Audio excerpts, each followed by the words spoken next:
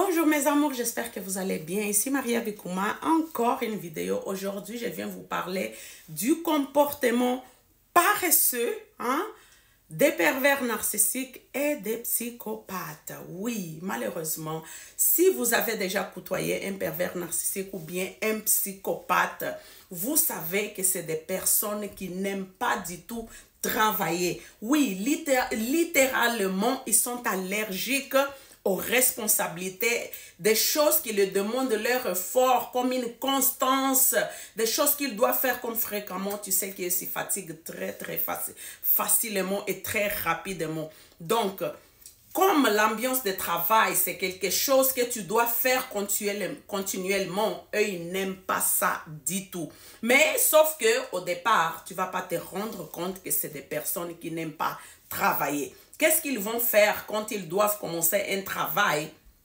C'est que c'est la même chose comme ils font quand ils sont en train de séduire quelqu'un. Ils vont montrer qu'en tout cas, ils sont très intéressés, qu'ils sont très différenciés. C'est le genre de personnes que tu n'as jamais eu et tout ça. Et c'est la même chose qu'ils vont faire. Souvent, quand ils ont une entrevue de travail, eux, ils vont faire des recherches sur l'entreprise, quel genre de personnes ils recherchent, qu'est-ce qu'ils font, tout ça, afin de vraiment se fondre dans ce perfil que l'entreprise est en train de chercher. Sauf que malheureusement, ils ne restent pas longtemps dans un travail là. C'est comme quand ils arrivent, parce qu'ils n'ont pas envie d'être commandés. Ils n'aiment pas qu'on les commande. Ils n'aiment pas qu'on les donne des ordres. Donc, pour eux, là, s'ils rentrent dans l'entreprise et puis qu'ils voient qu'il y a peut-être un poste qu'ils sont en train de convoiter, qu'ils veulent ce poste-là, ils vont souvent commencer à monter peut-être les personnes les unes contre les autres afin qu'il puisse tirer quelques personnes de son côté, de son bord, afin que ces personnes-là commencent à lui défendre. Et parfois, il va même arriver qu'il va trouver son supérieur, en tout cas tranquille avec les autres tout à coup. Quand il rentre dans l'entreprise, il commence à avoir plein de problèmes. Et souvent, quand l'entreprise va se rendre compte que c'est une personne qui est en train de causer ça, des fois, ça prend du temps, mais comme eux, ils n'ont pas la patience de cacher tellement longtemps leur masque, souvent ils sont découverts et ça va arriver que l'employeur va les mettre dehors ou bien avant même que ça arrive, cette période de les mettre dehors, et même ils vont commencer à causer les chaos dans leur propre vie. Ils vont, en tout cas, ils vont désister du travail. Tu vois? Sauf que toi, mon Dieu, je m'excuse, oh là là. Oui, mes amours, donc, toi, la personne qui cohabite avec cette personne dans la maison, souvent, tu ne te rends pas compte qu'il est paresseux. Parce que l'histoire qu'il vient avec, c'est l'histoire du pauvre homme ou de la pauvre femme qui est exploitée au travail, que personne ne voit son potentiel. Si vraiment on lui donnait plus d'opportunités, il devrait déjà être très loin dans sa vie. Personne ne regarde, en tout cas, tout l'effort qu'il fait afin vraiment d'avoir une vie professionnelle réussie. Ok? Donc, comme c'est des personnes qui sont toujours en train de se victimiser, à chaque travail qu'ils vont aller là, ils vont toujours avoir des excuses. Soit que les gens, ils sont en train de monter des mauvais coups, soit qu'ils sont en train d'être exploités, que leur comment je peux dire, leur grandiosité ne mérite pas d'être utilisée dans cette entreprise parce qu'ils sont beaucoup plus formés, ils ne devraient pas rester là. Donc, ils se mettent vraiment sur un piédestal que tu vas avoir l'impression que non, cette personne, elle a tellement étudié. Souvent, ils vont même inventer des diplômes qui n'existent pas. Pour que tu aies l'impression qu'en tout cas, waouh, je suis la femme la plus chanceuse, je suis l'homme le plus chanceux d'être avec cet homme, d'être avec cette femme.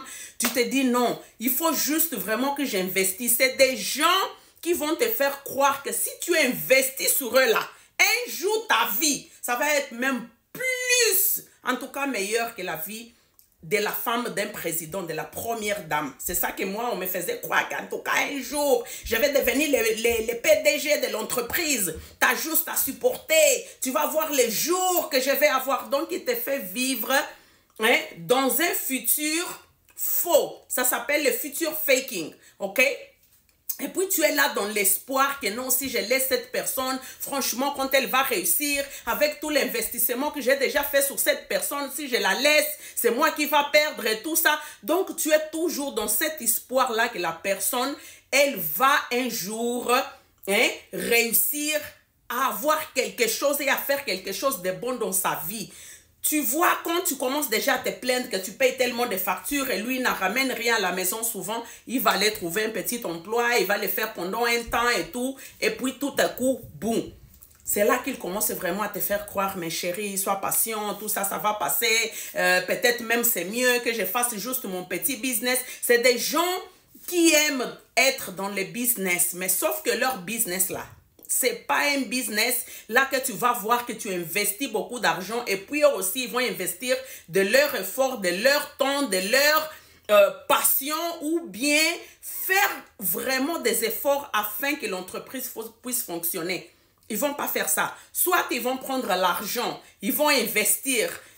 S'il n'y a pas quelqu'un, une personne pour pouvoir être là, prendre soin de l'entreprise à sa place, c'est juste de l'argent perdu. Souvent, ils font ça. Ils prennent de l'argent, ils investissent, ils abandonnent là-bas avec quelqu'un. Cette personne-là aussi, si ça ne marche pas, il va encore t'enrouler dans une autre farine. Tu vas te retrouver avec un autre projet. Donc, ils sont toujours en train de t'embarquer dans des projets malades qui te font vraiment t'endetter de plus en plus. Tu vas t'endetter afin de vouloir l'aider. Parce que tu dis que non, c'est ton partenaire. Tu ne peux pas le laisser comme ça. Tu vois, lui, il a le potentiel, c'est ça qu'il a envie de faire. Tu vas vouloir l'aider et tout ça. Pour pas que tu te sentes coupable, tu vas vouloir investir dans son business. Et souvent, tu vas même investir si tu es quelqu'un qui, des fois, tu vas dire non, j'ai vraiment envie de vivre les rêves de mon partenaire à fond. C'est que tu peux dire non. Il peut même te dire non, on va travailler ensemble.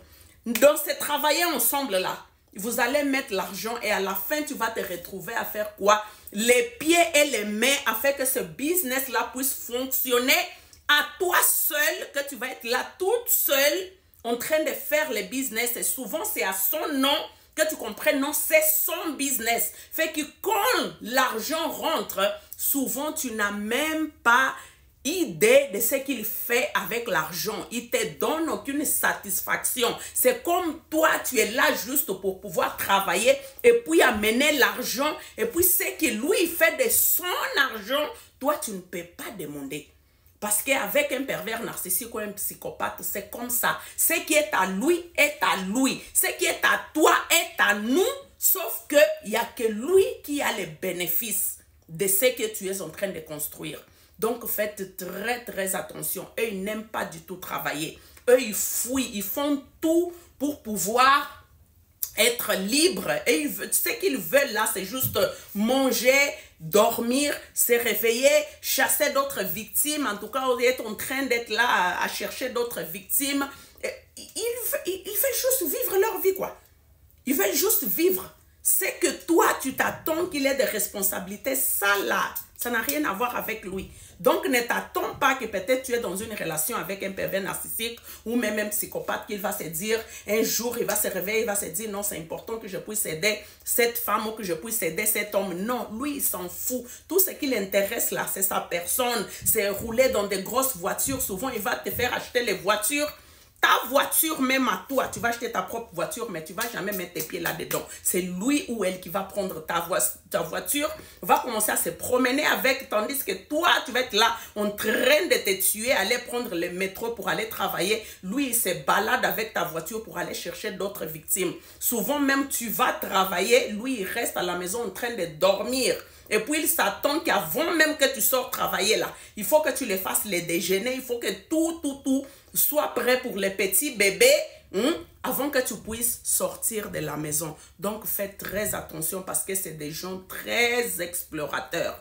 Donc, ils sont des vampires. Eux, ils sucent ton énergie, ils sucent ton... En tout cas, ils vampirisent tout. C'est comme je disais dans l'autre vidéo qu'ils sont des momies. Tu as l'impression que c'est une personne tellement belle, mais il suce tout ce que tu en as afin de lui donner cette apparence tellement belle qui lui permet d'avoir encore plus de victimes chaque jour. Ok, mes amours? Donc, s'il vous plaît, suivez-moi, likez la vidéo, partagez avec d'autres personnes afin qu'ils puissent se libérer de ce